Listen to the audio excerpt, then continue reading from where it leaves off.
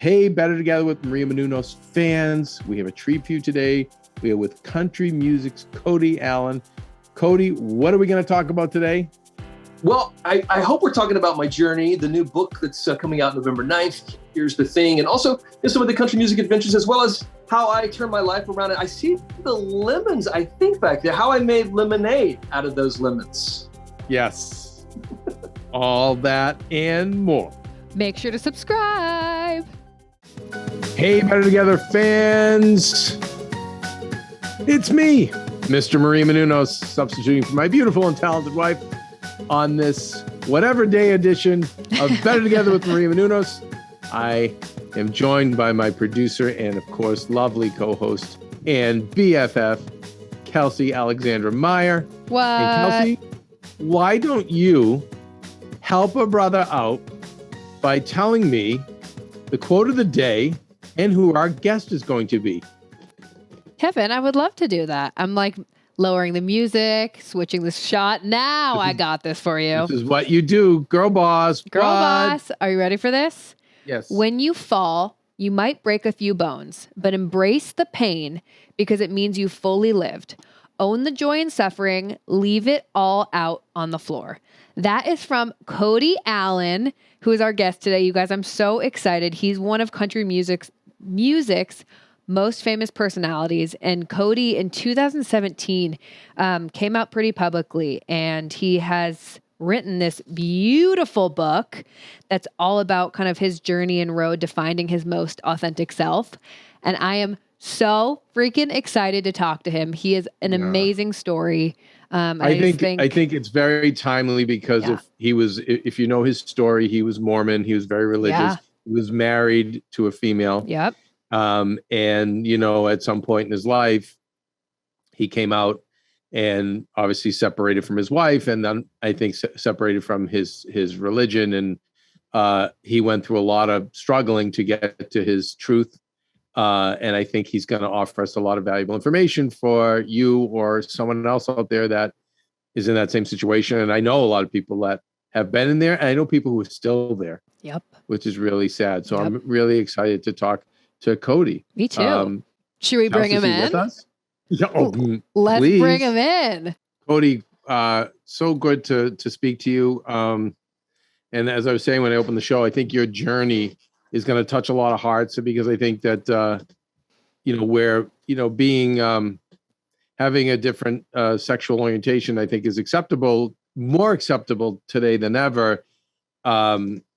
As you know, culturally speaking, and maybe in the world of public opinion, not so much. And I think it's incredible that your journey, and I guess you're starting out. We talked about, you were married to a woman, and I know there was an interruption there that brought you out. But if we could go back to your elementary school and junior high school days, I mean, were you aware then that you were?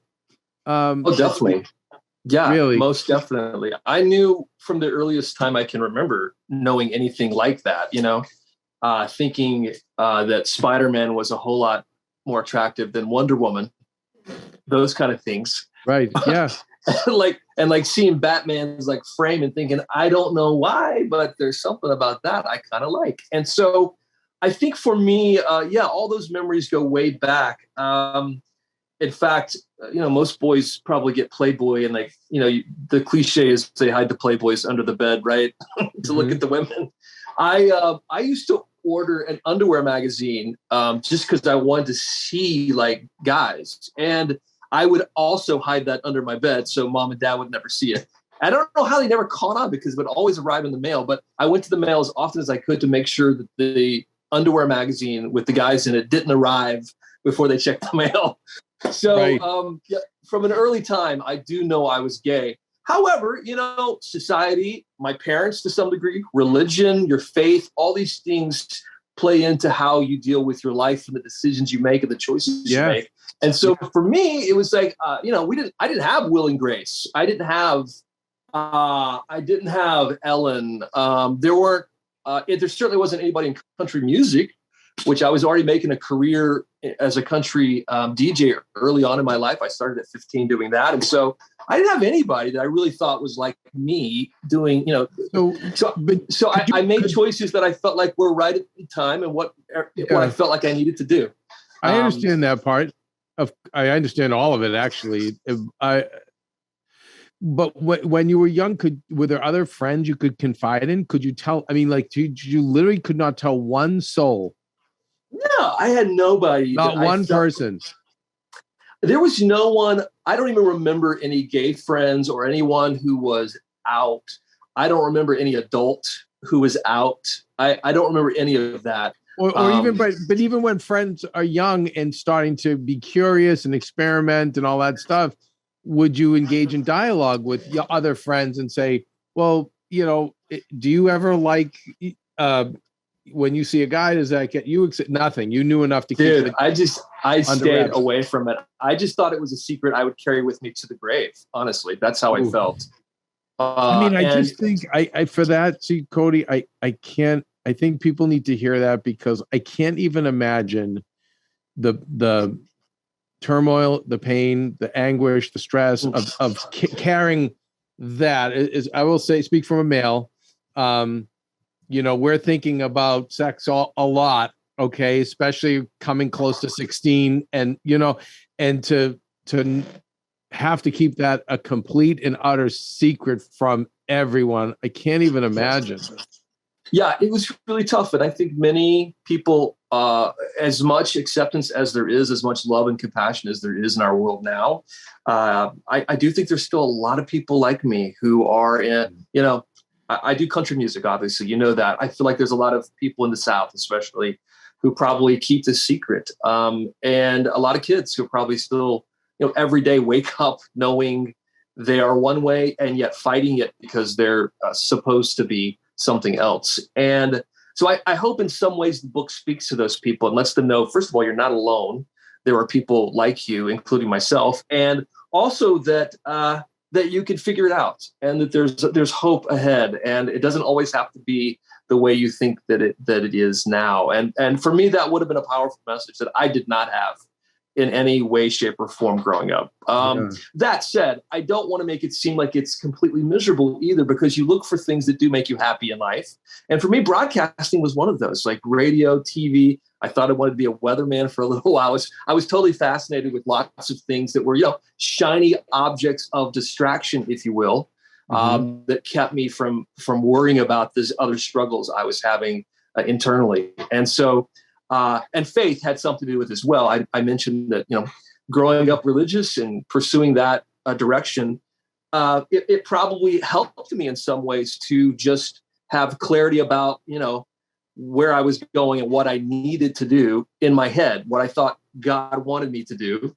When in truth, I've since figured out that God has a different plan for me that is much bigger than anything I could have imagined before with this message.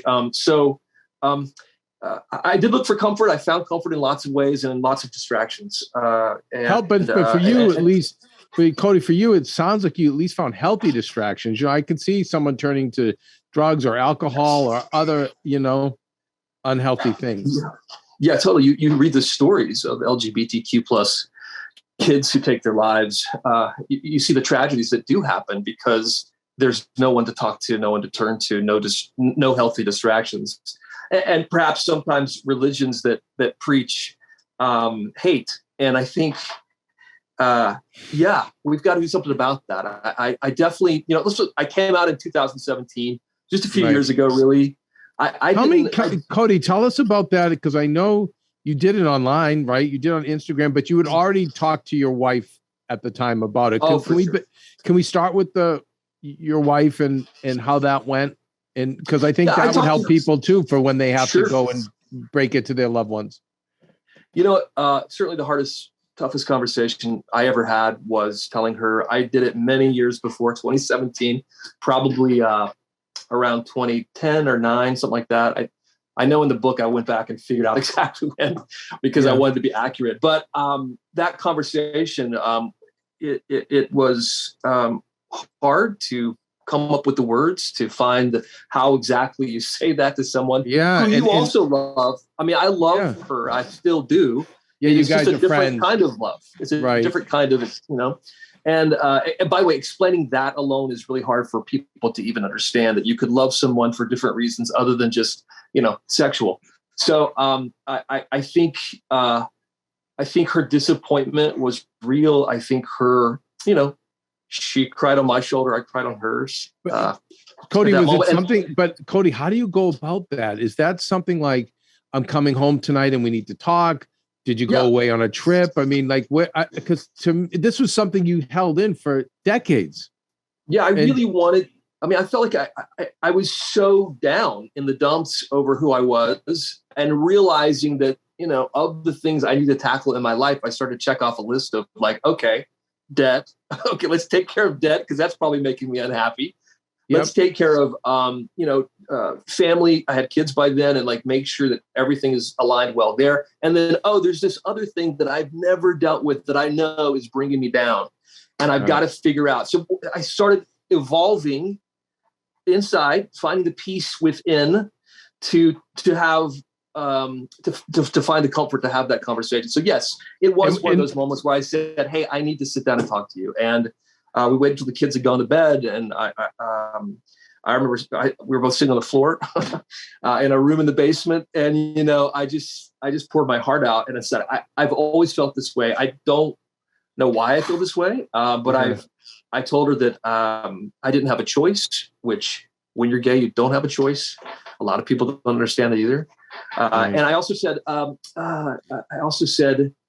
that I would have never, if I could do anything, if I could choose it, if I could choose to be different, I would. I've tried for a long time to be different, and to not be this way. And she was incredibly, of course, there was disappointment, there was sadness, but did she see it coming, Cody, at all? Had she seen any signs over nothing? No, not really. I mean, but you know what? There's nothing but love between us. There always has been, just really serious. Like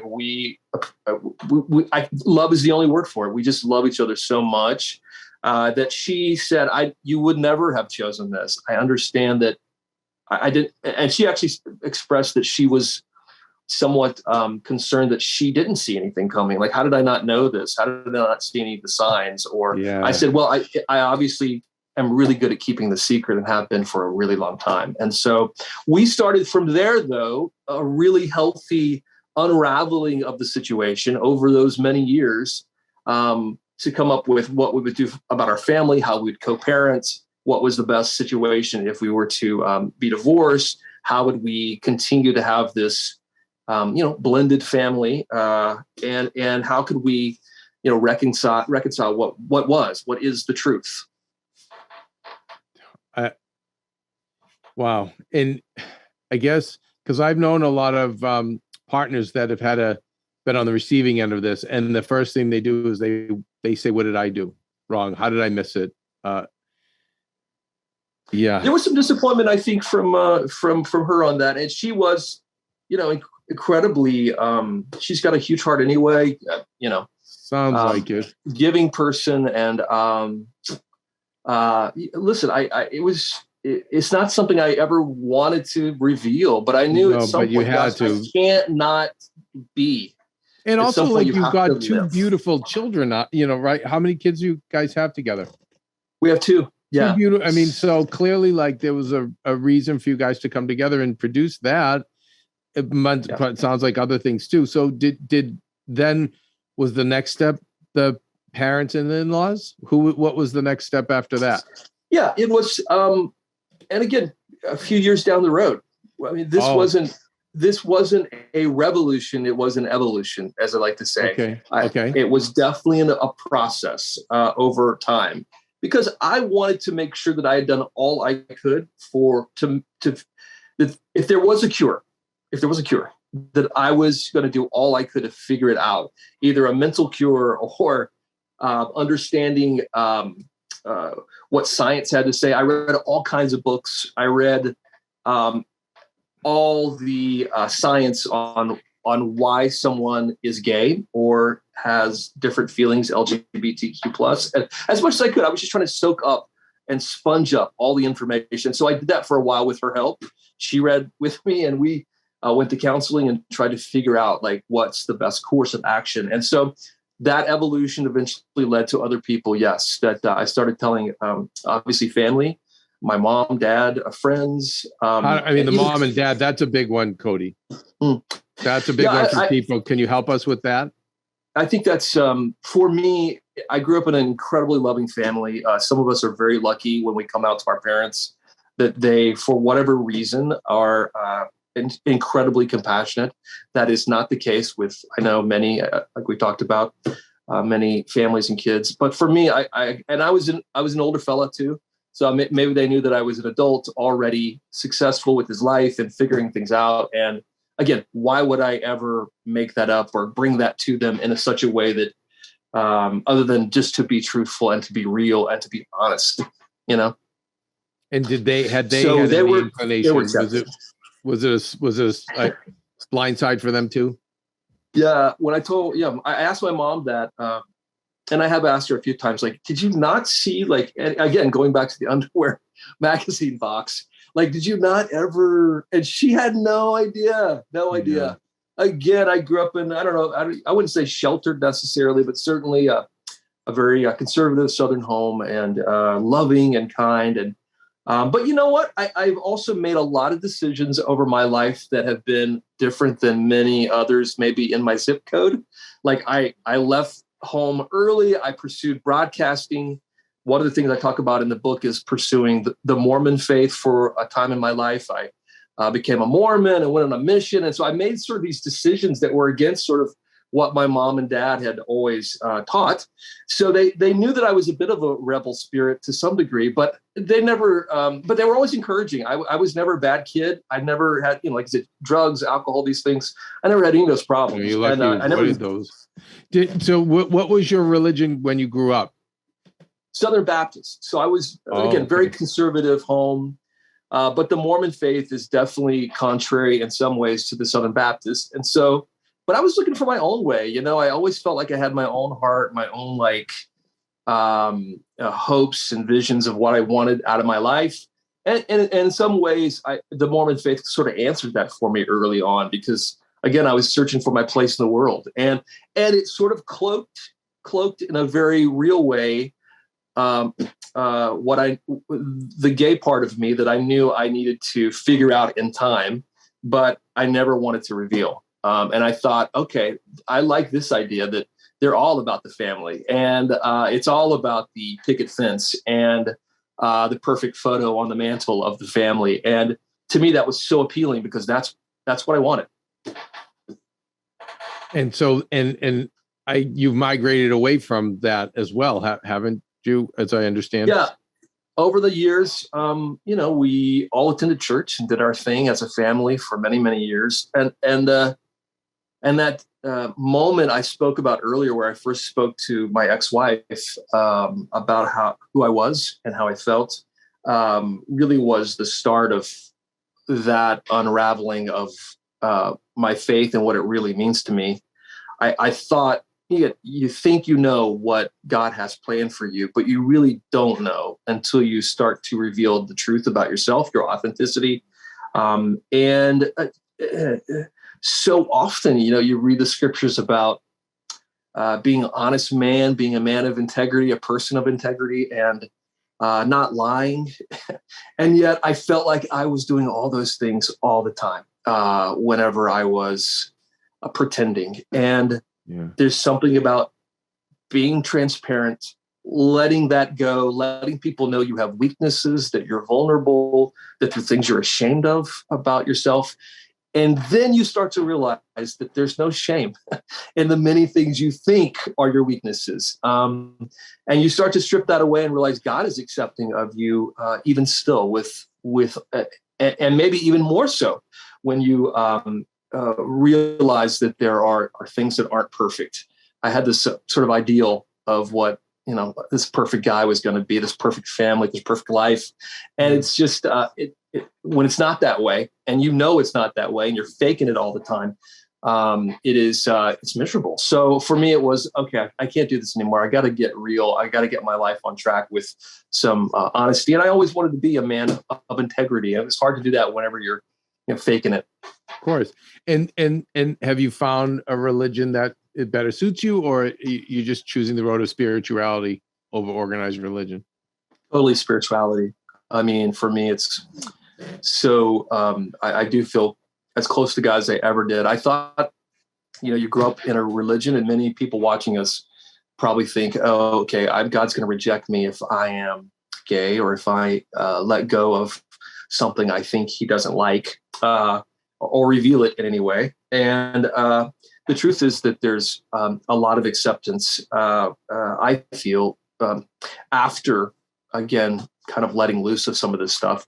And God has not rejected me. And I do feel so much better as a person, more loving person, more kind. I think all the things the Bible. Yeah. It sounds like, Cody, it sounds like your life, and I'm sure you had pushback, but it sounds like, and this should inspire other people too, like your life improved once you did this, once you came out.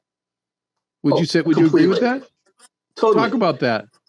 I know my story is unique. I know there are many people whose lives, they struggle for a long time after revealing and coming out. But for me, again, I was at a point of, I think, good maturity. I'd had a family. I had grown a lot. And this was the one thing I felt like I've got to overcome, or it's going to overcome me.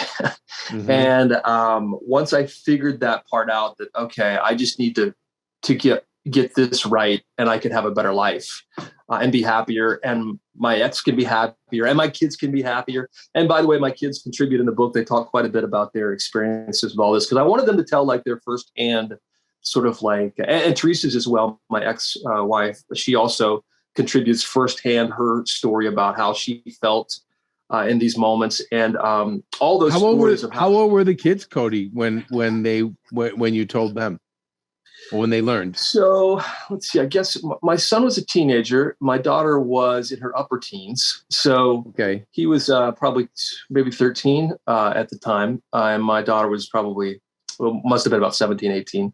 She was. I told her first because she was a little bit older, and I felt like, right, I don't want to see how that went, because I was a little reluctant with my son being at a tender age. I felt like hearing news like that might be shocking to a 13-year-old boy. Yeah. However, both of them were incredibly loving, accepting in that moment. And my son even said, "Hey, it doesn't matter to me." That generation, they see things differently. And they do. It's wonderful. Yeah, they, to them, it was like, oh, it's like your eye color, or your, it's just the way you were born. Was it Cody, was it a double whammy where it was like, I'm getting a divorce, mom and I getting a divorce, and this is my orientation, or did you keep that separate? Oh yeah, I kept those things separate. I didn't want those things to be combined, because I felt like that would be harmful. So right? No, we were definitely, I would think they would associate that with something negative. So, absolutely. Okay, good. So that sounds for me, great. It was all about, getting, letting know the separation and divorce stuff was all like different than anything I would tell them later. And you know what, listen, anyone who's going through this, and since I've come out, I've heard from so many people and particularly dudes who can relate to my situation, and who struggle themselves with being married and gay. And the interesting thing is, many of them, like me, had kids. And I know the one thing that I always say to anyone, because they always ask for advice on this stuff, and I'm very reluctant to give advice, because I think everyone's journey is their own. You've got to figure it out yourself with your significant other. I think for me, though, I always say, just love the kids. Just pour your love into the kids and let them know nothing has changed. Dad still loves you so much. And I think that message is so important for the family, for the kids particularly, to hear from anyone coming out in this kind of situation. Did Cody, was there pushback from friends, bosses, other people in the church? Did you get any of that? Yeah, I've definitely lost a few friends, particularly church friends, because of it. And yet there's been a lot of church friends who've also reached out and been super sweet and wonderful about, hey, if you need anything, let me know, that kind of thing. Really, in the country music world, it was very well accepted and loved. I got nothing but love from so many artists. When the day I came out, people like Carrie Underwood tweeted about it, encouraging words, as well as Toby Keith, Dierks Bentley, Keith Urban. These people who I've known for a long time in the industry. You never know how people are going to react. It doesn't matter. Like in that moment, you're still like freaking scared, and you're kind of thinking maybe I'll be rejected by the audience or my friends. But I had a lot of support that day, and since there's been very little pushback from haters. There definitely has been a few on social media, which is going to happen with anything you do, right? Yes. So you can't make everybody happy, but right. I did find an overwhelming amount of love and compassion, and I have since felt that, and it's encouraged me to take responsibility for a little bit of this mantle I now hold. When I came out, it was for me, if I'm being honest, because I just felt like I needed to like lift that weight.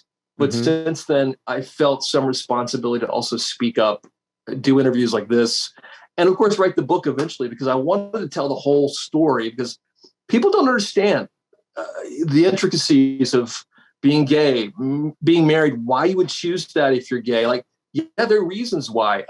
And that whole process, that evolution I spoke about of like figuring out how to tell the people in your life as well as the world. Those stories are real. And I tell all those honest conversations in the book. I wonder, what do you credit it? Because it sounds pretty smooth as far as the process you've gone through. I know, and that other people's it's a nightmare, and one they continue to live. What would you attest? What would you say with you why this went, say, smoother than, say, someone else? And then what, maybe, because I'm hoping there's something they can take away to help them. I would attribute it to my ex-wife, mostly, because she could have easily said, hell no, I'm not having this. Get out of the house. How dare you? I think that's the reaction many exes have in that situation. And I think that's so unfortunate. I think that love, I attribute it to love. There was a real bond between us, and there always has been. And I think when you realize no one chooses, I didn't choose it, no one chooses to be gay, then you realize, okay, well then let's figure out a solution to this, because why would you bring this to me unless you truly felt this way? Why would you want to change your whole life, risk your career, risk your marriage, your kids, everything, your house, everything, because you want it to be this way? It's like no one would choose that. So finding a solution together is also one of the things that I think really helped this to go smoothly. And realizing it doesn't happen overnight, that you evolve through it. That was it. I think that term about it's an evolution. It seems to me this was a lot of time, a lot of reflection, of spiritual faith, it seems like. You're lucky in the respect that you had a great family, and you chose a great partner. That was on you to, Thanks. but yeah, I think it seems like the evolution part, none of this was overnight. Like this wasn't we're going to tell her, we're going to tell the kids, we're going to go see a lawyer, we're going to get divorced. We're going to like this. So maybe that was one of the things. I also think you have such a positive mental attitude. I can feel it. And I think that helps too. Yeah, you're right. I do think the time and energy, and thank you for saying that. I knew she was a great person when I met her, and I was so interested in the first part of one of the chapters where we first meet. I talk about how for some reason, the attention someone gives you is like a turn on in a way that even though I knew that I was gay then, but the attention and the interest and the love that I saw that she had for me over those first few dates even was like, oh gosh, maybe this is what I was looking for. Maybe this is the cure. And there is something to be said about making that choice and finding a person of character to begin with, because in the end, that character really showed, and those values that I know that she carried with her and has her entire life. In that moment, that compassion was definitely shown to me. And you're right. I think also, because I feel like it would have been very easy for you to say, I just got to get all this over with at once, and told, just went out and come straight out with it. And then, but I feel like because you took it in stages, not saying there's anything wrong with doing that either, but I feel like maybe there's something to be said for that. And with the people you lost, did that hurt at the time? The friends or the church people that didn't want to associate you? It still does. There's people who don't talk to me or,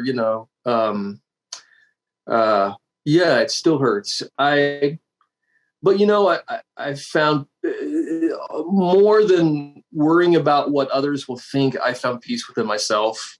And I think that counts for just a whole lot of happiness when you find that moment where you're like, okay, I am who I am. This is how it's going to be. I can't turn back.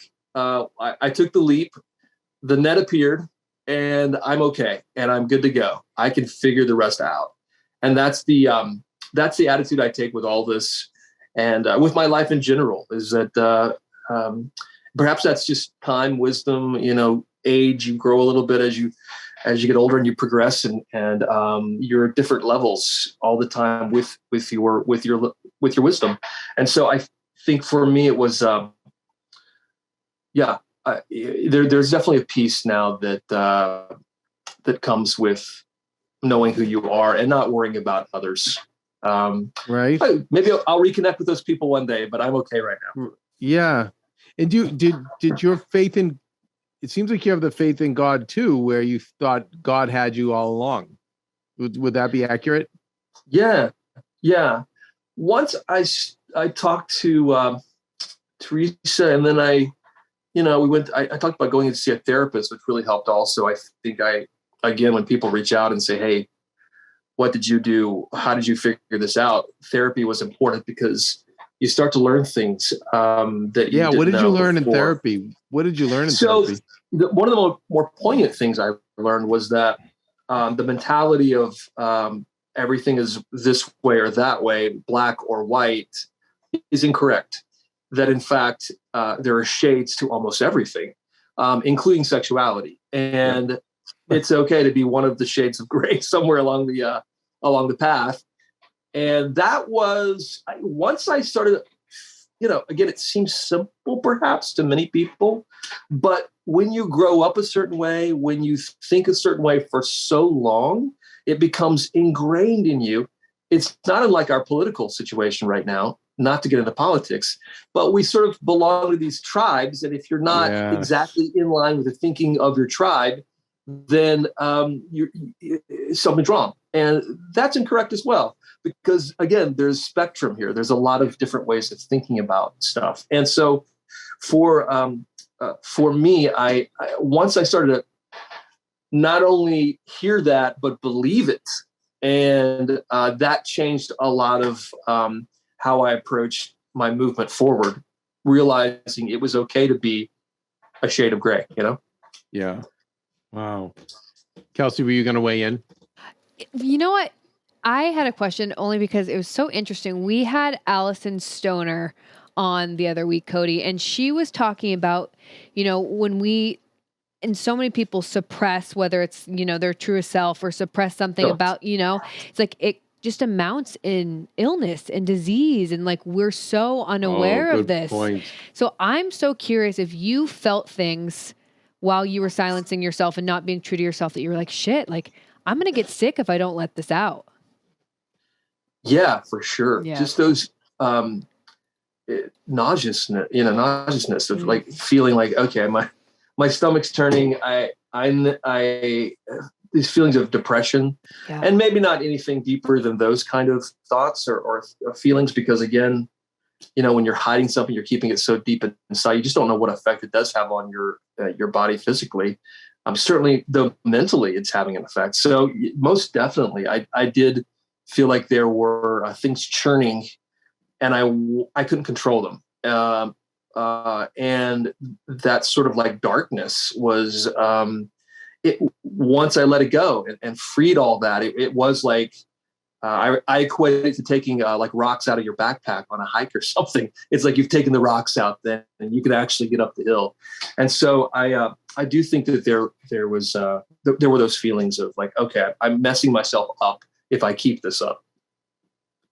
Yeah, I think it's just so crazy. I mean, there's so many stories about this, but that just like really struck me, especially speaking with her about that the other week, and she was saying the same thing. It was like you hold this in because you've all this doubt and this fear and all this, and then you let it go, and it's like none of that exists once you let it. Not really none of it, but it's like you feel so much lighter and so much better. So I think for you with this story, like that's going to really stand out to a lot of people. Like I really thought the book was so beautiful, and I think so many people, and I've had people close to me who have gone through this, and it was so scary until they did it, until they made that leap, and then they felt so much better. So I think, what's the main thing that you really want people to take away from this book, or like the main couple of messages?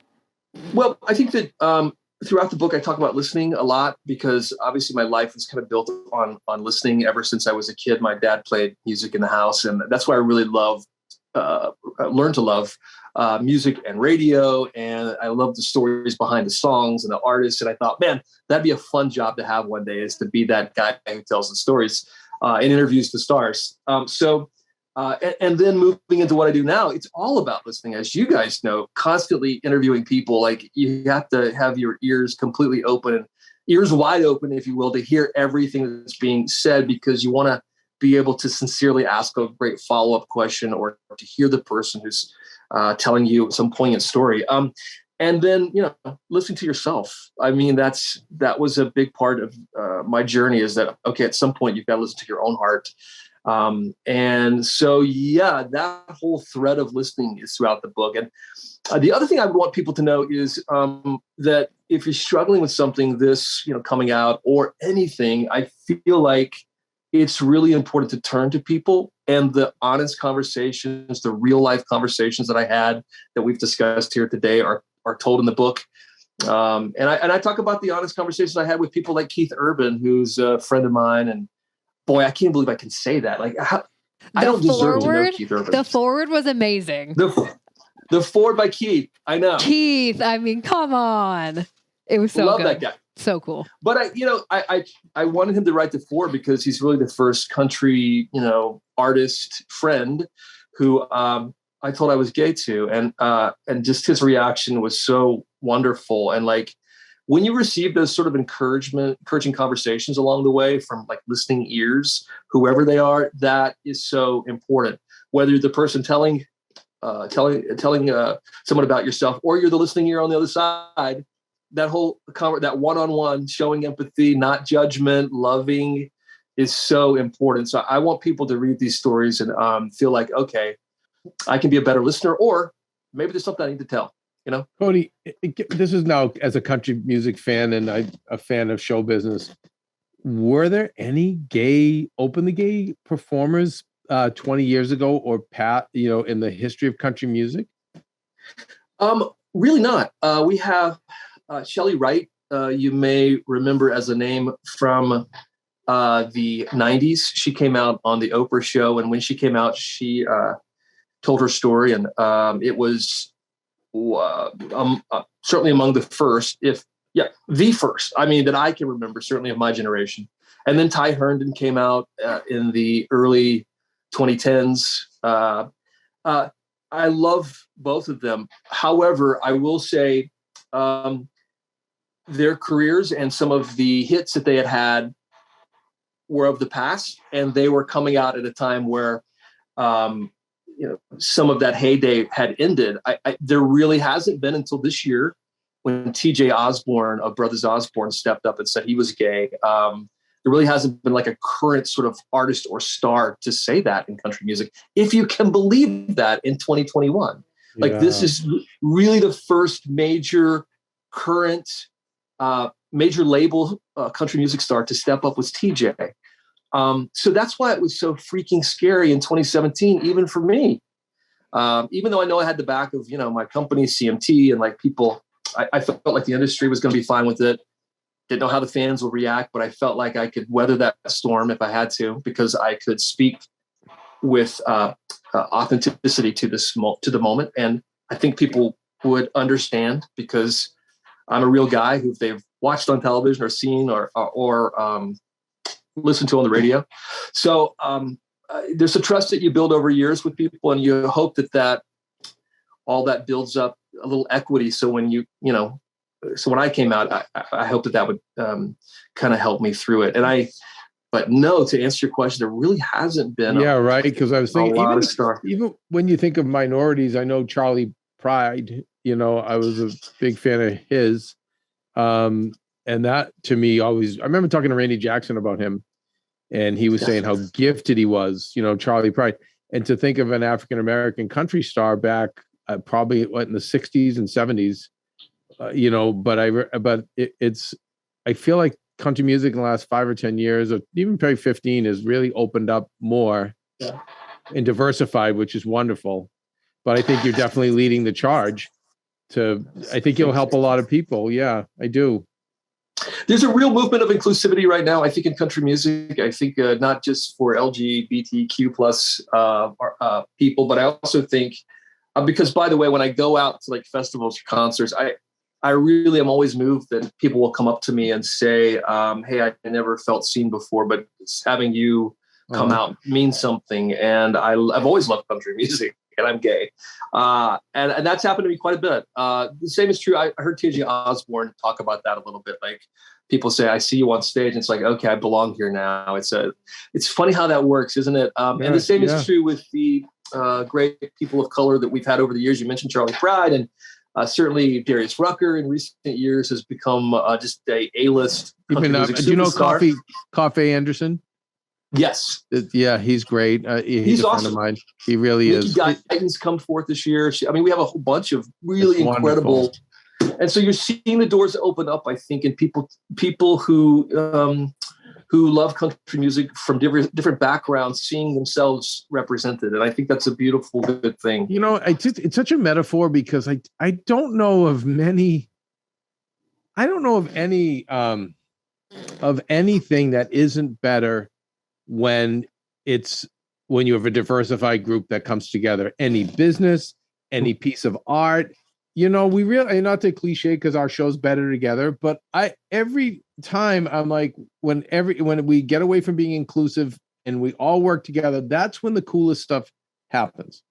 I think that's when the greatest stuff happens, Yeah, you probably have seen this from the businesses you've built over the years, and the teams you've built as well. And I've noticed that myself. Like, I joke that I like a circus. I like people who I like to hire people from different worlds, and I like them all to figure all different perspectives and different ideas come in. And I wish more people would understand that the more the more colorful you make it, the more diversified, the more like a circus, the greater the end is going to be, the product that you're going to put out. And I see too many examples of it, even in sports. You see it constantly. But I'm glad country music now, because now country will go next level when it has that. Yep, absolutely. And I'm already sensing and feeling that. We had our Artist of the Year show on CMT last week, and Mickey Guyton, I mentioned earlier, got up and sang. And we had Boyz II Men, who sang a Chris Stapleton song. And you had Yola joining Mickey on stage. And I love it.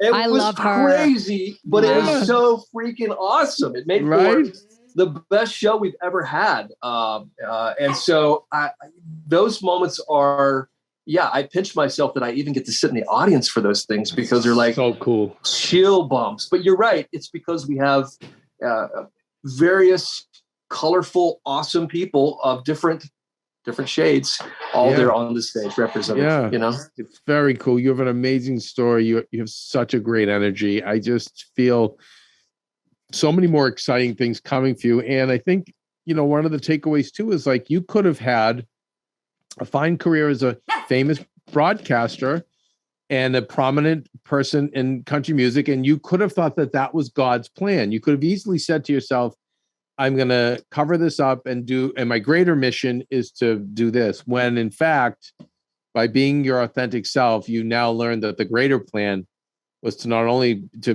broadcast and work in that world, but then to deliver this message and to help people with your story. It's a really fine inspiration and nothing but the best. And like, I'm just honored you came on our show, and let's just keep in touch. Keep the conversation going.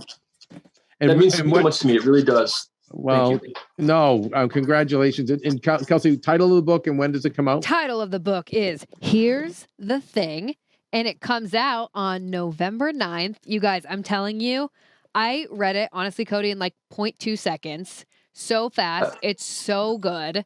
So good. Really good. It doesn't matter who you are, from what walk of life, like it's going to speak to you and it's going to touch you. So, and even if you have a loved one, I think, if it's not you, we all know somebody who's going through this and it will help them. I promise. So anyway, great, Cody, and all our love. And like I said, let's stay in touch.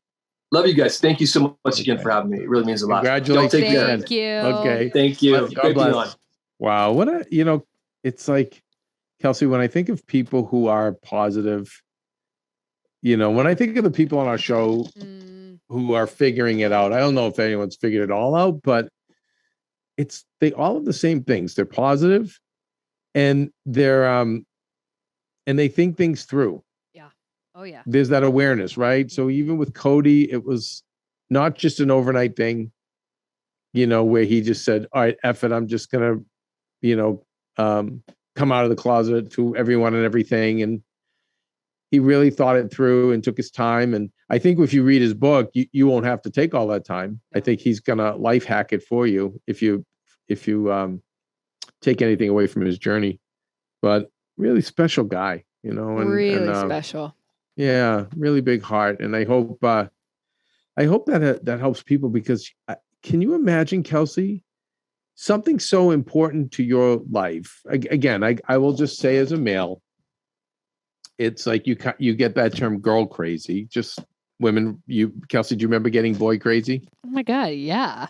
I'm right. Still boy so crazy. It's like, now imagine and how much of that took up your world, how much time, especially, right? Yeah. Mm-hmm. It's like all, and there's exceptions of young girls and boys who don't give into that. But for the most part, it consumes a lot of your brain power.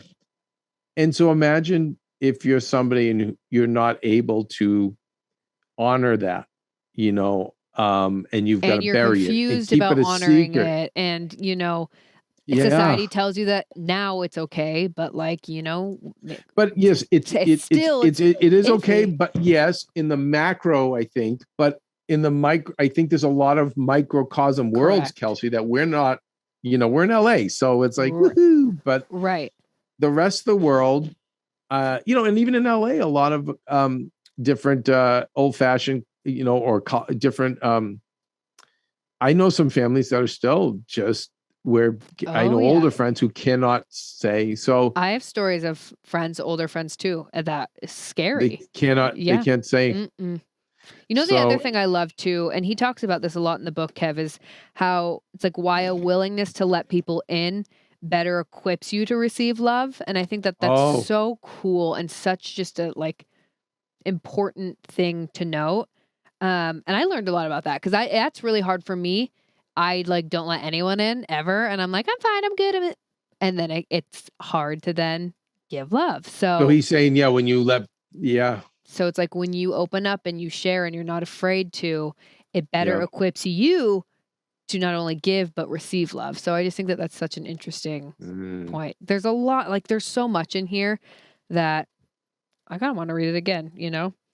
A lot of good stuff. He's really, he's a special and again, person. if you're somebody who's struggling with your sexuality or is confused, or you have someone in your life that, you know, a loved one that I think the book will be helpful. And I think just even following him. I do too. Is helpful. You know, he's such a great energy. Yeah. It's really nice. Special. Really nice. Well, you guys, please remember to like this video, and obviously, you know, leave us your positive comments or your critiques is fine too. And if you're listening on Apple Podcasts, please give us a 5-star review and tell us what you think. And follow us at Better Together with Maria, as we give a lot of inspirational content and a lot of fun things as well. That's Kelsey right. Alexandra Meyer, have I left anything out as the backup quarterback who hasn't been in the game for a minute? I think that was beautiful, Kev. My only other note, you guys, would be so many of you kind of like come onto the video and you're like, this was a good video. And then you leave. And it helps us so much if you subscribe. That way you'll never miss an episode. We love to know that you're never going to miss an episode, because daily we're bringing value, tips, like little things, you guys, that you can hear the same thing over and over and over again, but one person is going to say it in a way that really sticks with you. So, you know, you don't want to miss a day. So hit that subscribe button. As the kids would say, true dat. True dat. Anyways, subscribe. We love you guys. Okay, Kevin, Kels, what does Maria say? Maria says, be nice people, make good choices, and be present.